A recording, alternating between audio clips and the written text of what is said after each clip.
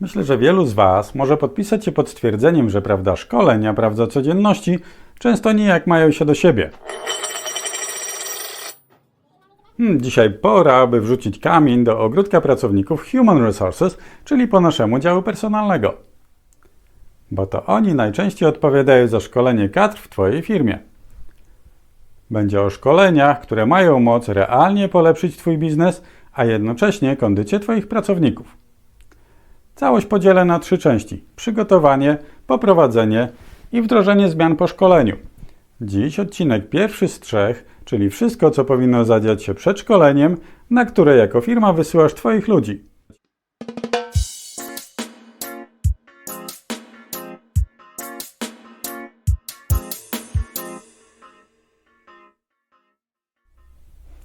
Różne rzeczy dzieją się w firmie, różne są etapy rozwoju albo upadku. Bardzo trudno o stabilność. Wiesz dobrze, że jeżeli się nie rozwijasz, zaczynasz się kurczyć.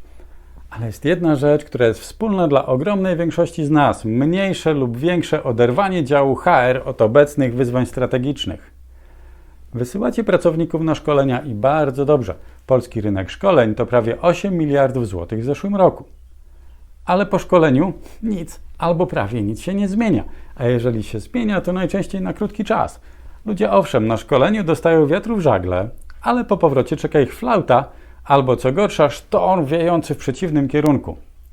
Co można z tym zrobić, jak z pieniędzy, które inwestujesz w szkolenia, zbudować Twoją realną przewagę konkurencyjną? Kończy się marnowanie publicznego grosza i wieczne przekładanie terminów. Wiemy, jak to zrobić. Każde szkolenie ma tylko jeden cel. Jest to przerzucenie mostu pomiędzy dniem dzisiejszym a lepszą przyszłością i sprawienie, żeby ludzie po tym moście mieli chęć i odwagę przejść. Dlatego, kiedy dostaję zapytanie o poprowadzenie szkoleń, najmniej interesuje mnie, z czego ma być to szkolenie. Ja przede wszystkim chcę wiedzieć, co jest po drugiej stronie rzeki, którą musimy sforsować. Po drugiej stronie rzeki woda jest smaczniejsza, ludzie są uczciwsi, a praca dużo lżejsza. Bo to tam wylądują uczestnicy moich szkoleń. Podam Ci przykład. Dzwonią do mnie firmy z prośbą o ofertę szkolenia z feedbacku. Przyznam, jedno z moich ulubionych. I słyszę, że takich szkoleń nigdy dość. Od razu zapala mi się czerwona lampka. Ja rozumiem, że komunikacja w zespołach, a tym bardziej w całych firmach kuleje. Ale słuchajcie, jest problem i jest rozwiązanie. Szkolenie nie jest masażem, na który chodzi się regularnie i wyłącznie dla chwilowej ulgi.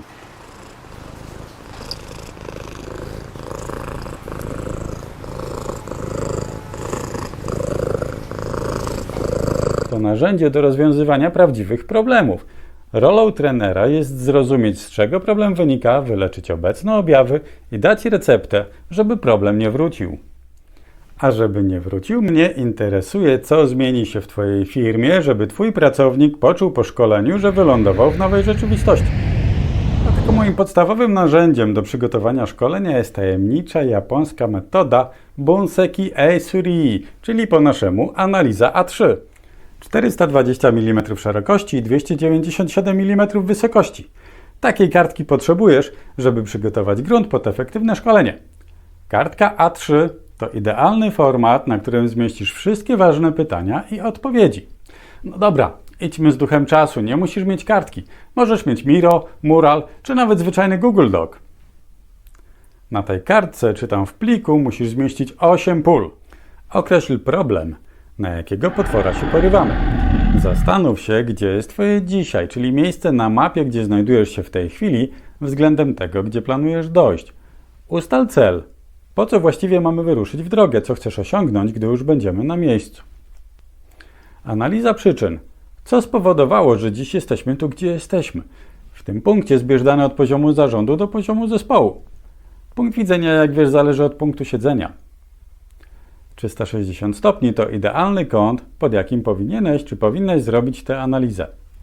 Plan działania. Po pierwszych 4 punktach już klaruje nam się wstępna koncepcja planu działania i dopiero teraz możesz w przybliżeniu określić, jaka powinna być tematyka ewentualnego szkolenia.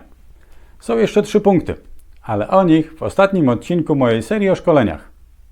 Zobacz, Dopiero w 5. kroku przygotowania możemy założyć, jakie treści powinno zawierać nasze szkolenia. A jak już wiemy, z czego to szkolenie, pora na wybór trenera. Wybierz takiego, który najpierw słucha, a dopiero potem mówi. You've got a very difficult subject here. It's like a foreign language, I told you. I don't want to have any more problems with people, okay? This is not about personalities. It's about work. It's about me teaching. It's about you learning. That's what we're here for. If you really must. Uważaj na trenerów, którzy wchodzą ze swoimi klockami i układają zawsze te same figury. Nie każdą postawisz na twoim podwórku. Bierzemy dziecko pod plecki, żeby nam się nie wysmyknęło i otwarty jego dzióbek przytykamy do tego, co nam tutaj leciutko wystaje. Każdemu z panów wystaje oddzielnie, proszę sobie sprawdzić. I w ten sposób, lekko śpiewając luli, luli, luli, dziecko nakarmiamy, prawda? Okej, bywają szkolenia certyfikowane, na których warunkiem certyfikatu jest zaliczenie wszystkich celów szkoleniowych. Ale nawet w tym przypadku często trzeba położyć mocniejszy nacisk na taki czy inny aspekt, dopasować do konkretnej sytuacji i dzisiejszych wyzwań w firmie. Kiedy już masz potencjalny temat szkolenia i wybranego trenera, to czas, żeby trener skontaktował się z osobami, które na szkoleniu się pojawią i opracował dokładniejszą treść, omawiane przypadki i potencjalne wyzwania na etapie wdrożenia. Zwłaszcza te ostatnie są dla nas najciekawsze. Zdarzają się takie szkolenia, które wymuszają wprowadzenie zmian w całej firmie. Oczywiście zgodnie z podejściem zacznij tu, gdzie jesteś, a zmiany wprowadzaj krok po kroku. Tym samym, decydując się na dane szkolenie, musisz mieć świadomość, że pracownicy mogą zechcieć wdrożyć w życie to, czego się nauczyli. Ale to nie jest już temat na dziś. Mamy za sobą pierwszą z 3 części mini-cyklu o szkoleniach. Za 2 tygodnie spróbuję zmierzyć się z tym, co dzieje się w trakcie szkolenia. A w kolejnej odsłonie zamknę całość poradami na temat wprowadzania zmian w organizacji. Zapraszam już dziś.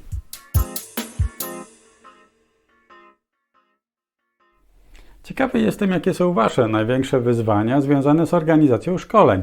Napiszcie do mnie na adres, który widzicie poniżej. I oczywiście nieustająco zachęcam Cię do subskrybowania tego kanału.